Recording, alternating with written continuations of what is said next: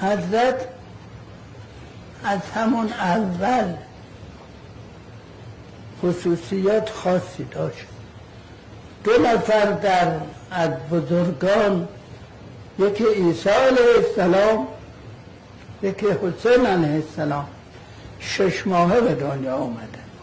یعنی 6 ماه مدت حملشون. این از خصوصیات ظاهری حضرت. بعد هم اینجا خب رسم، حالا نمیدونم در اینجا هم رسم یا نه، اونجا رسمه، میگن کام بچه رو با چی باز کنن.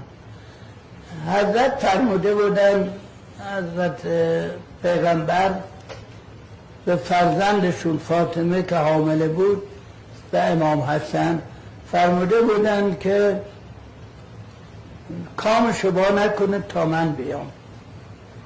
وقتی امام حسن به دنیا آمد، پیغمبر در مسافرت نبودن، طول میکشید. کودک هم خیلی گریه میکرد، کامش خود مادر باز کرد. بعد پیغمبر آمدن گفتن جریان اینجوری، پیغمبر چیز نگفتن. 2 مرتبه هم که حمل پیدا شد به امام حسین، حضرت همین فرمودن. این دفعه خود صبر کردن، پیغمبر آمدن و زبان خودشون در دهان این گذاشتن.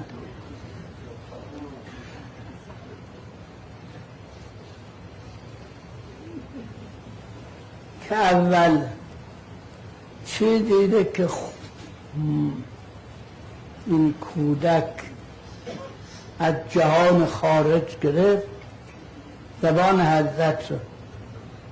اینها به قول اکثر هم در نقلش هم در وقوعش حکمتی داره. یعنی حسین حرفی نمیزنه جز به زبان محمد.